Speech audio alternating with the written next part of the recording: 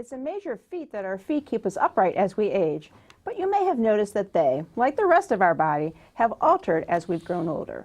Podiatrist Dr. Karen Rodriguez has joined us in the UH Broadcast Center to tell us why and what we can do about it. Dr. Rodriguez specializes in foot and ankle surgery at University Hospitals. So welcome to our show. Thank you for having me. So why do our feet change over the years? It's just like any other part of our body. Our feet change as we age. All right. I used to have such pretty feet when I was younger, and they're just not like that anymore. I am telling you that everyone says the same thing, and it is normal. It is normal for us to think our feet were pretty and cute when we were 18, 19 years old, and as we age, our feet change, and that's just part of regular, normal aging. That's not something to worry about. Okay. So what's the first kind of problem that we're usually seeing? So one of the most common problems that we notice is a flattening arch, and that's something that you really want to assess, because it can bring other problems. Ooh, what are those problems? So one of the things is our feet are meant to function in a specific way, especially our joints. So when the arch starts flattening out, we can start developing problems with our knees, our ankles, our hips, or even our lower back, because our body is one. Everything works together as one. Okay, so what do we do to keep everything lined up and working together? There's a few things that you can do, and the first thing is the easiest one, is just make sure that you're wearing the correct size shoe. It sounds simple, but I'm telling you how many people just come in saying, I've been a size 8 since I've been 18 years old, and I'm still a size 8. Well, you're probably wrong. just go in and get checked. As we age, especially when a flattening arch, we can change shoe sizes, especially also if you have other deformities like hammer toes or bunions. That's why you want to make sure go to the store, get measured. You don't only want to get measured in length, but also check your width.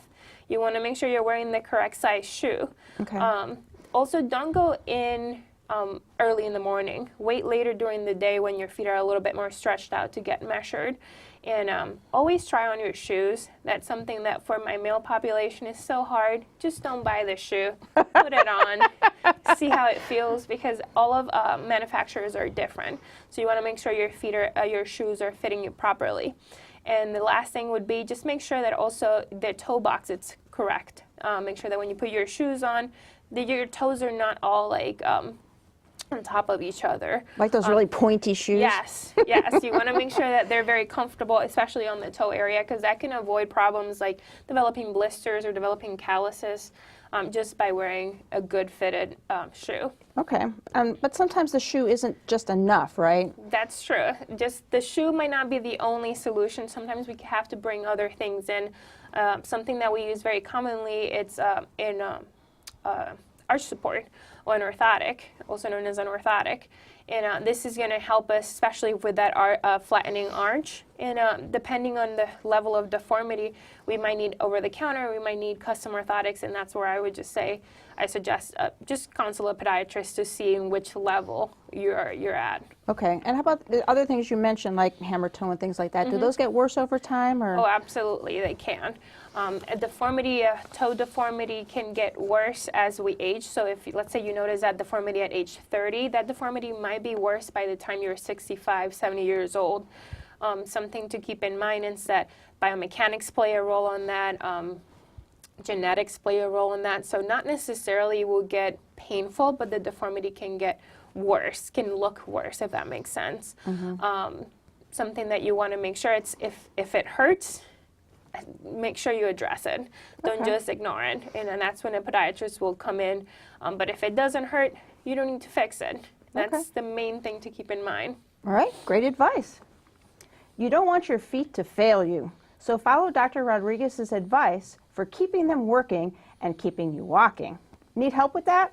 Use the information that's coming up next.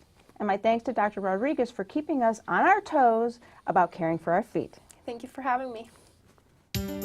For more information, call the Center for Lifelong Health at University Hospitals at 844-312-LIFE. That's 5433.